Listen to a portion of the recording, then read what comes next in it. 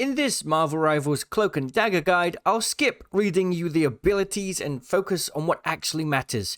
How to, actually play the character better, or characters. I've split this video into sections so you know exactly what's coming up next. Let's first start with some basic setting suggestions. These are going to help you play Cloak and Dagger better. First up being the Crosshair. Now this is not going to be for everyone, but I found it quite useful. Firstly, a nice green reticle in the middle is going to help you aim. The outer circle basically signifies the radius of the targeting. So if you're in a situation like this and you don't know which one it's going to target, this just provides a bit more information. Obviously, you have the targeting tool there as well. This gives a bit more, and also works with Cloak as well. It gets really big with Cloak, but look, if you're hitting here, you're not going to do damage. You are if you're aiming in the circle. Like, sometimes just having that bit of extra information is useful. So I will show the settings on screen for that if you would like to see it. I'll go through it very quickly. And then we got one more setting to talk about for Cloak and Dagger that I think is fairly useful and somewhat underrated. So let me just go through this quickly first. This is the Crosshair settings. So the next thing I want to talk about for Cloak and Dagger is actually HUD widget size. I put this on large because when you're using one character's abilities and you switch to the other, you actually see the cooldown in the bottom. And when it's on default or small, it, in my opinion, looks a bit too small. And I don't really notice it as much. So just having that on large just means it's going to be slightly easier for me to see the cooldown in the corner there, just a little bit bigger, which is nice. Now, let's go through some crucial ability tips and combos every Cloak and Dagger player should know. Firstly, the main attack, people get a bit confused. Like, yes, it does lock on to whatever's in the radius, but that doesn't mean it only locks on. I see a lot of Cloak and Dagger players that will stand and they'll be like, oh, look, well, I can heal here, right? Oh, I'm not in radius.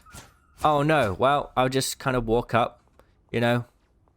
But actually, it doesn't matter how far you are away. If you aim on target, you will still provide value. It will still hit. There's only a limited radius for the auto aim. However, as you can see, it still hits. And this works all the way down to like a distance like here. Like, I'm still going to hit people. What's really nice about that is if you just respawned and you want to provide some distance from range, or there's an enemy fighting up on height or something, if I hit this person, it's going to activate the AoE effect no matter how far I am away. So you can hit your ally for healing or hit the enemy for damage no matter what distance you are if you aim on target, and that will activate the AoE healing effect. Inside of 40 meters, it will auto aim. Outside, you need to aim on target. So another thing is this AoE healing effect. No matter if you're hitting an enemy or a target, it will create an AoE healing effect that will heal you and allies in it. So if you're struggling to know who to target when you're healing in a big bundle, honestly, like, aim for whatever you can. Just know that you're going to do AoE healing. The main hit does more healing, and the AoE healing does slightly less. If someone's super low, try and target them directly.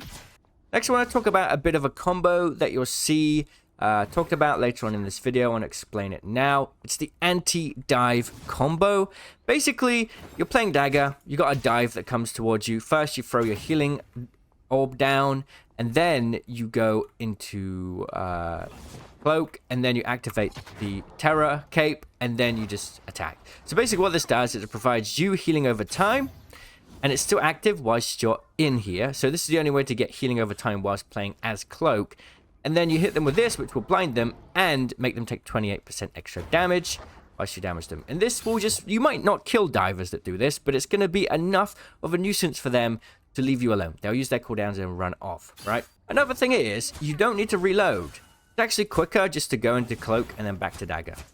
And that will immediately get you your full ammo back, which is really, really nice. And you'll see that mentioned later on in this video as well. So But now let's break it down a playstyle guide for how to actually be the best healer with Cloak and Dagger. Before I get into mastering Cloak and Dagger, just know that all of the tips I give are only guidelines. They'll help you make the right choice most of the time, but learning to judge each situation differently will help you out even more than this guide or any guide ever could, because every game will play differently. Just think of this video as a playstyle guide to point you in the right direction for how to play Cloak and Dagger effectively. Here's my standard playstyle you can start with that will work well in most scenarios until enemies start to counter you, and I'll get to that later. But just consider this a good starting point for how to play Cloak and Dagger. Firstly, as a support in Marvel Rivals, you should be looking to output as much healing as possible while still looking for potential damage when you can. Most support players forget about this second part. Yes, you want your teammates to be healthy, but if you're only healing 24/7, you're losing out on potential damage and pressure on the enemies. The best way I like to play is I'll spend most of my time on Dagger, probably about 80% of the time, and I'll only switch to Cloak when I need to react to something happening like ultimates or divers. Now, whilst on Dagger, I'll be looking to directly hit allies when they need healing, and also directly hitting enemies with my primary attack when my teammates already have a lot of health. Then, when I'm about to run out of ammo, I'll switch to Cloak, place my Terror Cape, then swap back to Dagger, where my ammo will have automatically reloaded. I'll just be holding down fire pretty much all of the time, and with this, every time you run out of ammo, you can switch to Cloak, automatically reload, and switch back. And every second switch, so about 24 bullets worth, your Terror Cape will have finished its cooldown and be ready to use again. So you want to get that Terror Cape down as much as humanly possible, because besides it being a good anti-dive tool, which I'll talk about in a minute, it's a really good support ability for your team, because any enemies hit with it not only will be blinded, but they'll take 28% more damage from all sources. This can change the gameplay massively.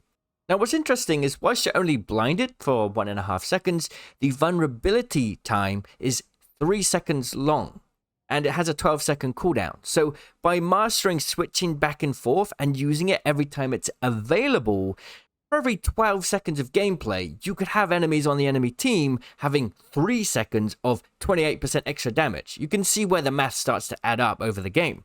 Now, on top of this, you have a couple other abilities with Dagger. You have the Dagger Storm Air of Effect heal and the Veil of Light Force, which sends out a heal in front of you. I'll often keep these for when I'm noticing my team taking too much damage for me to heal, or for when my other healer is dead and I need to put out more healing temporarily. You can put Veil of Light Force out fairly freely without worrying too much, because the cooldown's only 12 seconds and it's just giving your teammates extra health. However, when it comes to Dagger Storm, I try to be very careful with using this, because it's your only selfish healing ability that's going to save you from divers. Now, speaking of divers, there are 4 main things that will happen that will stop you from being able to play this Cloak and Dagger playstyle, and when these things happen, you'll need to react accordingly. So let's first talk about divers. The biggest obstacle you'll face playing Cloak and Dagger have to be backline divers. I'm talking about Panther, Magic, Hulk, Psylocke, those sort of characters. They will constantly harass you and try to kill you. And if you're in a game where you're getting a lot of harassment from divers, you'll need to save your Terror Cape cooldown and your Dagger Storm cooldown. So remember earlier how I said, this is just a guideline? Yeah. Using your Terror Cape all the time won't be reliable if you have divers on your case. Because when a diver comes, your main line of defense is to put Dagger Storm on the ground, which will give you healing over time when you stand in it, and then quickly switch to Cloak and throw your Terror Cape at them, and then hold down fire at them. You probably won't kill them most of the time, but doing this combo will mean you'll survive long enough against divers, you'll waste their cooldowns, and do enough damage to them for them to back off. Now, they will keep trying over and over again, so you will need to keep these cooldowns available to counter divers. If you don't really have any divers bothering you much, then don't worry, you can just throw your Terror Cape at the enemies as much as possible. But if you do have divers, then keep it safe and ready to use to counter them. The next big thing to talk about with Cloak and Dagger is ultimates and when to use them. As a healer with a traditional healing ult, you can save your team and win objectives when you use it right. But if you use it at the wrong time, you're probably going to get yourself killed and ruin your team's momentum. Firstly, when you play, make sure you check if there's an Iron Man or Magneto. These are Cloak and Dagger's main counters, and they can easily one-shot you even in your ultimate. If that is the case, you'll need to prepare 2 strategies before using your ult. Try to dash in a way that ends your 3rd and 4th dashes indoors away from Magneto's ult or around corners, or better, use the KG ult method. Credit to him, I feel like he's the one that kind of pioneered this. You use dark teleportation to go up into the air first and then activate the ultimate mid-air. Most average Magnetos or Iron Mans won't have as good of a chance to track you or even notice where you are. So do those 2 things and you're going to die to Magneto ults less often. So when should you actually use your ultimate as Cloak and Dagger? Well, basically the rule of thumb is simple. Don't use it as much as you possibly can until you feel like it could save your team from an ultimate, or if another support ult's down and you need your own defensive healing ult. In the first case, if you hear a Punisher ult, Star-Lord, or other high damage dealing ult, your ultimate could save lives, so it is well worth using. If another support ultimate uses theirs, you should pop it immediately after an enemy Cloak and Dagger ult, so that yours can counter the damage output from it. If it's a Lunar Snow or Invisible Woman or Mantis, try to hold off on using your ult for as long as possible, and if you can, don't use it until their ultimate is about to end. And only pop it before that if you see that your teammates are taking too much damage and you can't out-heal them. Next, let's talk about momentum shifts with Cloak and Dagger. I do think staying on Dagger as much as possible will help you and your team the most, but there are some moments in each match where the power will shift and you'll have a chance to take advantage of Cloak's primary damage dealing ability. I'll give some examples so you can get the right kind of idea. Example 1. If I notice a tank is overextended past his team and my teammates all have good health levels, I will swap to Cloak to help do more damage to get him killed quickly before his teammates can come to heal him. Example 2. If a couple enemies are currently dead and the rest of the team is trying to hold out and you notice your tanks are pushing up to gain space, I'll often use this time to switch out to Cloak to give them the extra damage they need to push out and kill off the remaining players.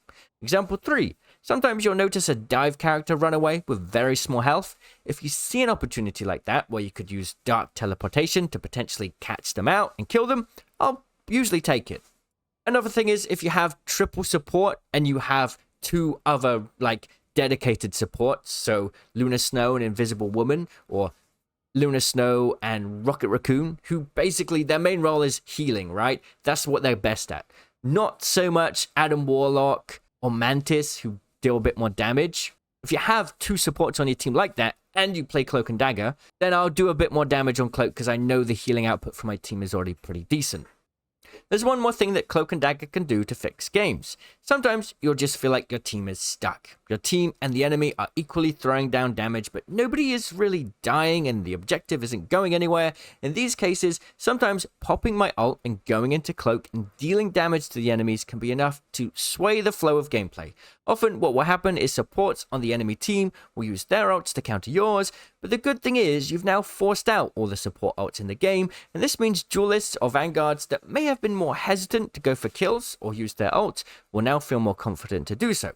In this case, whatever happens, the stalemate is usually going to end. So if you combine all of these tips and playstyle guides, you'll be on the right track to play Cloak and Dagger effectively in all levels of play. Everything else besides that will come down to your own critical thinking. You'll need to decide when and where to use your abilities the best. It's always about managing cooldowns and rotations and making sure they're available mostly when you need them to counter divers and ultimates, but also providing as much healing and damage potential in the meantime. Thanks for watching, and if you want to see another hero guide, it's on screen now. Cheerio!